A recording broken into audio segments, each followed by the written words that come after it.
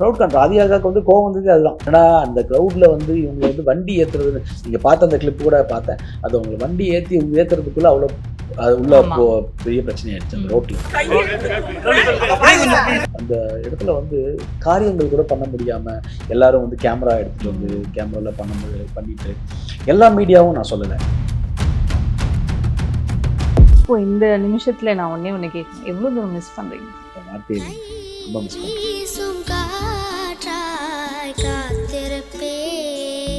மருத்துவம் முதல் பொறியியல் வரை உங்கள் கனவுகளுக்கு சரியான முகவரி Indira group of educational institutions. Call 9841385858. Super Sunday வந்தாச்சு. சூப்பர் சண்டே கிரியாசின் சூப்பர் சண்டே சேல். பாக்கியராஜ் சாரோடைய டெத்து வந்து என்னால் டைஜஸ்டே பண்ணிக்க முடியல. அந்த அளவுக்கு ஒரு மிகப்பெரிய ஒரு பாதிப்பை கொடுத்துச்சு.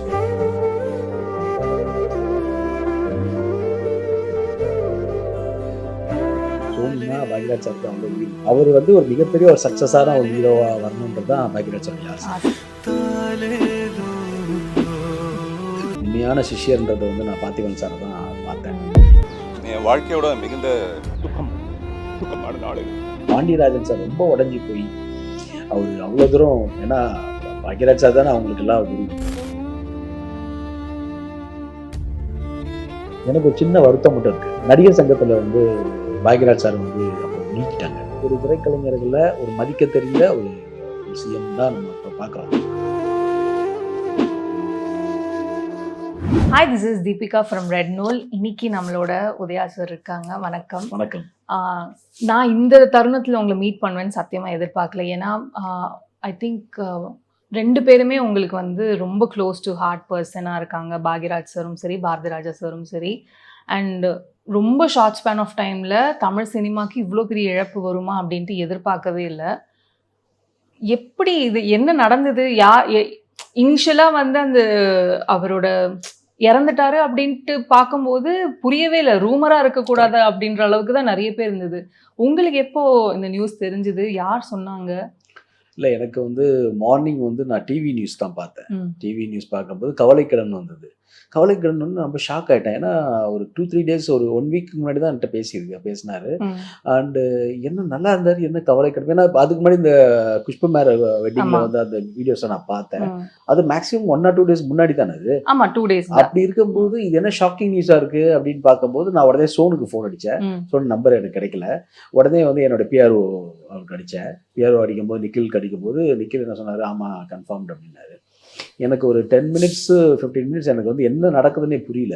அந்த மாதிரி ஒரு ஷாக் ஆகிட்டேன் நான். ஆக்சுவலி என்னடா அது நம்பவே முடியல. ஏன்னா இப்போ பாரதிராஜா அப்பாக்காவது வந்து உடம்பு சரியில்லை, நிறைய வாட்டி ஹாஸ்பிட்டல் போயிட்டு வந்தாங்க. அதுக்கப்புறம் அது மாதிரிலாம் இருந்தது. நமக்கு அது ஓரளவுக்கு ஒரு மிகப்பெரிய ஒரு இழப்பு தான். பட் அது ஒரு மைண்ட் செட் ஆச்சு அப்போ.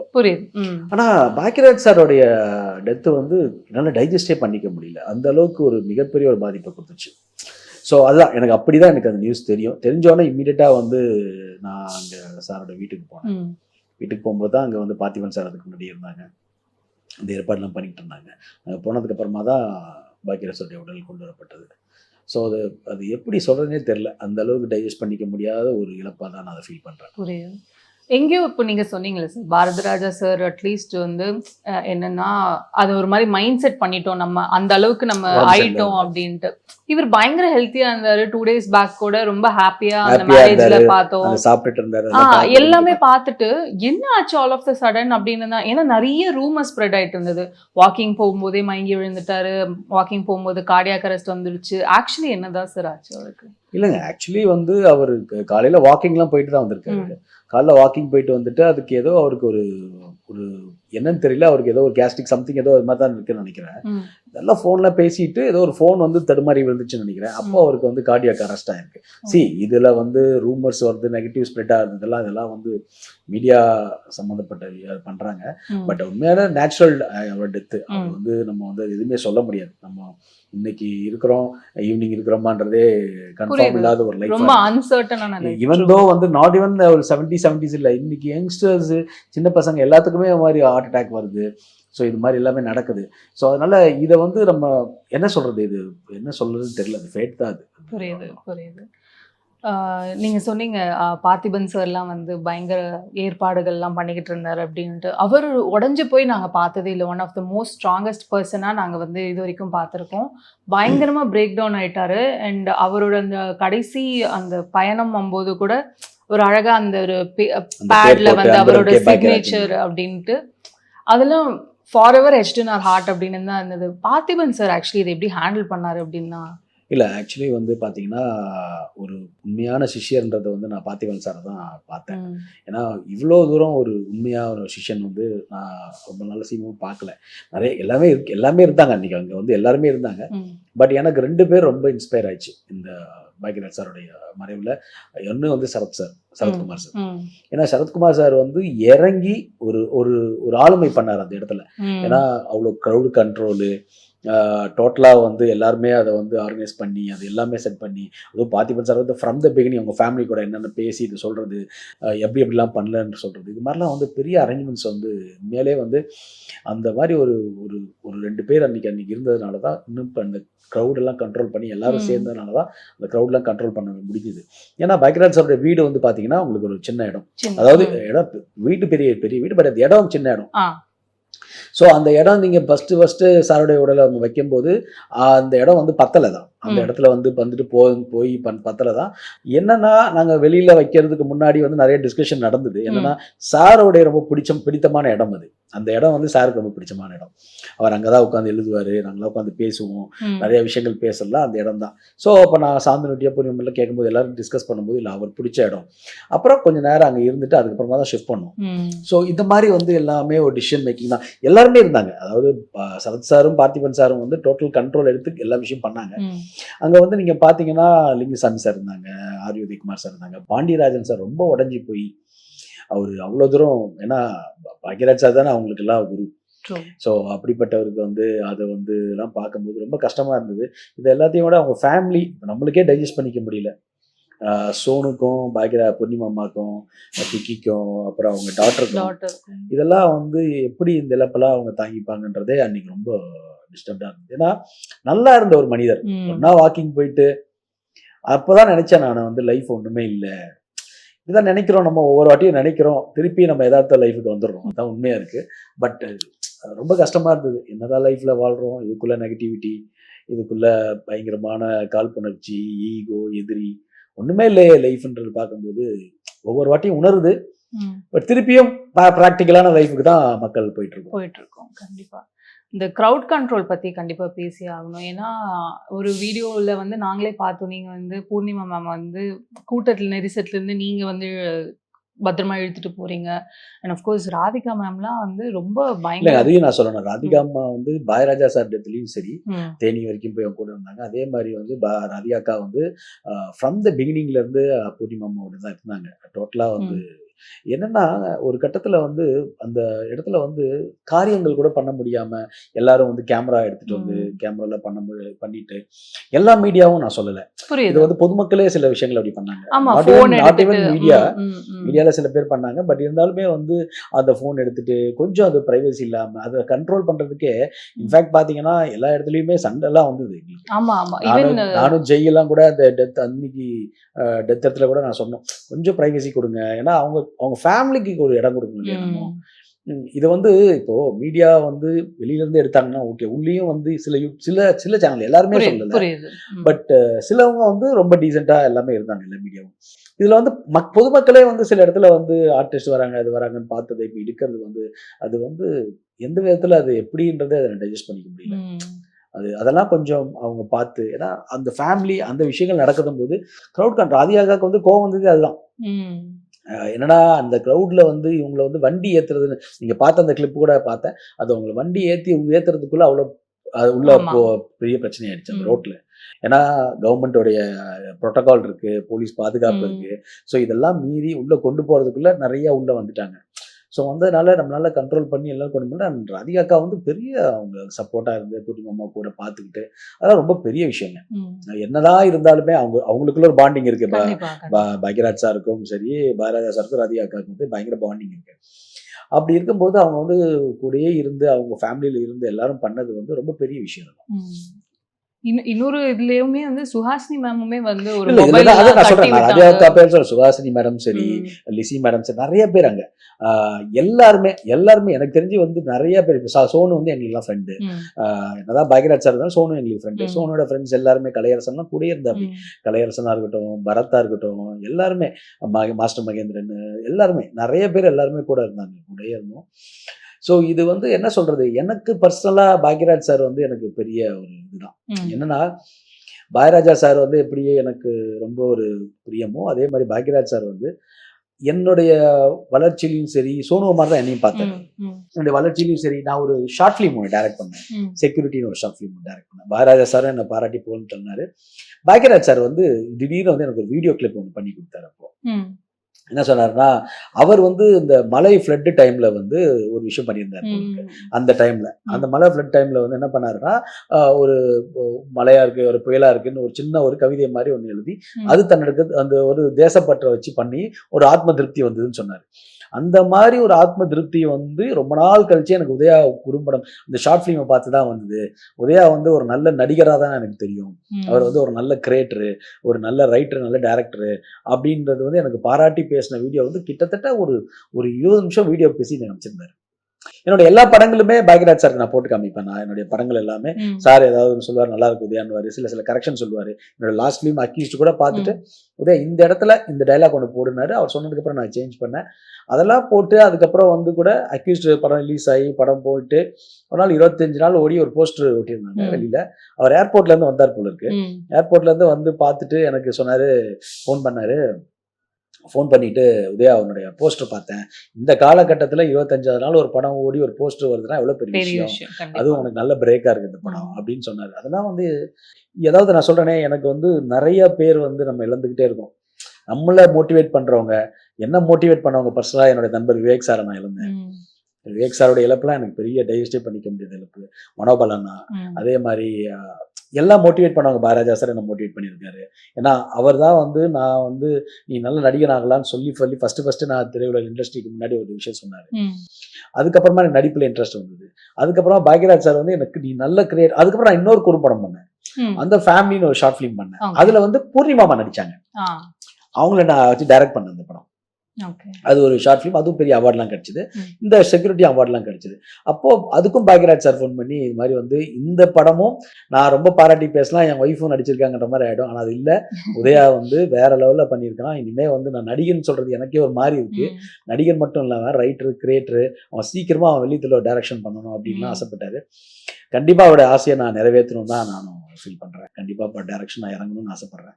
ஸோ அப்படிப்பட்ட ஒரு நல்ல மனிதர். அதாவது இன்னைக்கு வந்து அவர் பார்த்தீங்கன்னா பாக்யராஜ் சார் அவ்வளோ பெரிய ஒரு எளிமையா இருப்பார், எளிமையா பழகுவார். நீங்க யாரு ஃபோன் பண்ணாலும் ஒருவேளை ஃபோன் மிஸ்டு காலை பார்த்துட்டு அவர் திருப்பி கூப்பிடுவார், கால் பேக். கால் பேக் பண்ணுவார். உதயா கூப்பிட்டீங்களா அப்படின்வாரு. ஆமா சார் கூப்பிட்றேன் சார். அப்புறம் அது மாதிரி வந்து அப்புறம் எனக்கு நிறைய எக்ஸ்பீரியன்ஸ் இருக்குங்க. இன்ஃபேக்ட் உங்களுக்கு தெரியும் நடிகர் சங்கம். புரியுது. ஆமா. நடிகர் சங்கத்துல வந்து நாங்க ஒரு அணியா ஃபார்ம் பண்ணி ம், அப்போ வந்து பாண்டவர் அணி அந்த டைம் எதிர்த்து பாக்யராஜ் சார் தலைவரா, நான் வைஸ் பிரசிடென்ட்டா, ஐஸ்வரி கணேஷ் சார் செக்ரட்டரியெல்லாம் நின்று ஒரு election period.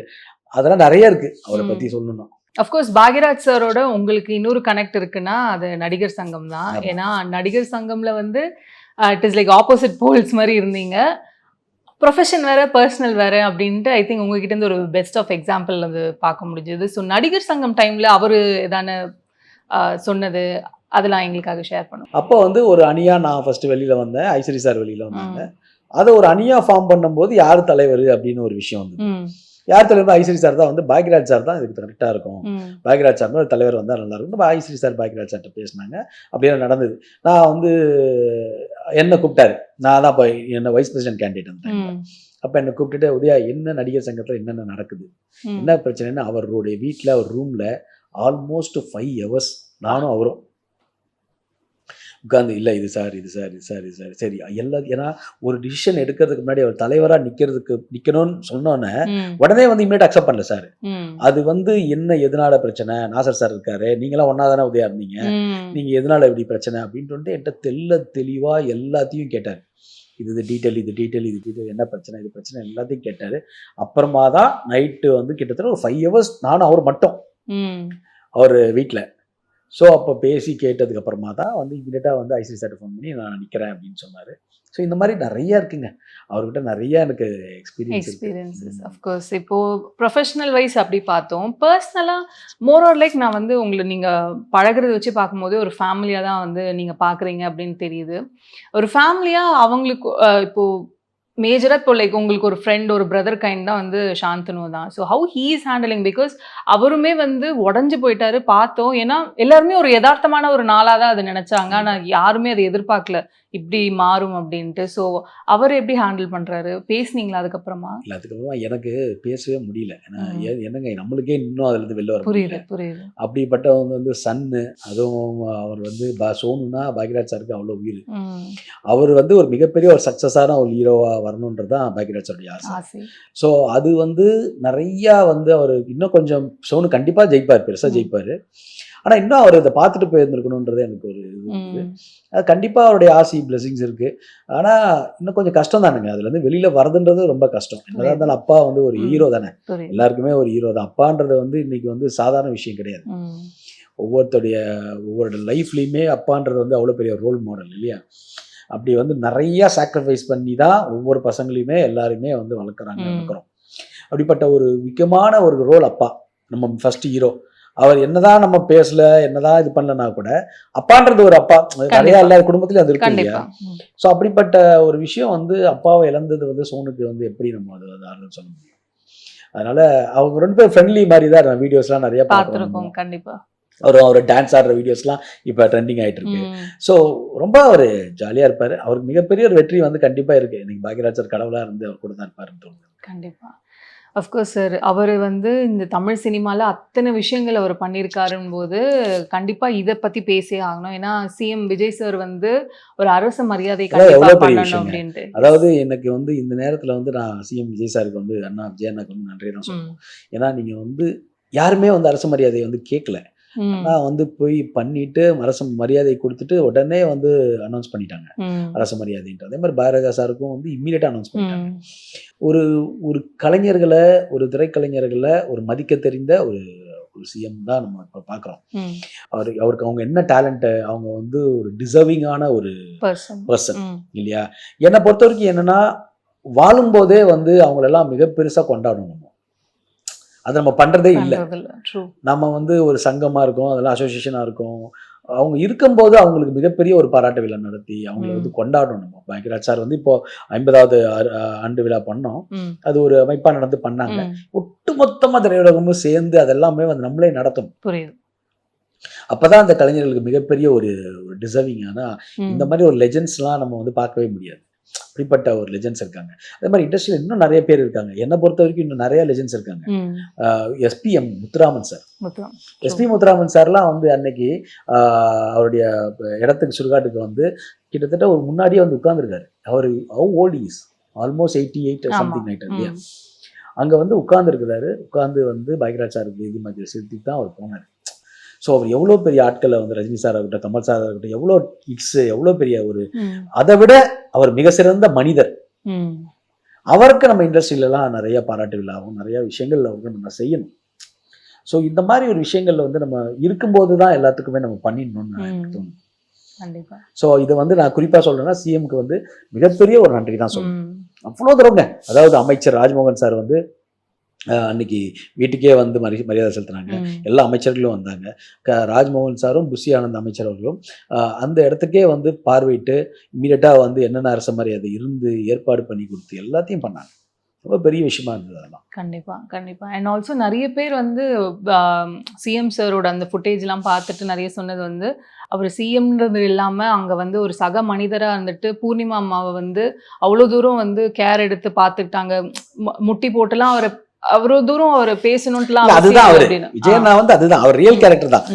Is not our CMO இல்லைன்னா வந்து அந்த மாதிரி ஒரு நான் ஒரு பெரிய ஹீரோ அப்படிலாம் அவர் எனக்கு தெரிஞ்சு நானும் அவர் கூட ஒர்க் பண்ணியிருக்கேன் தலைவர்.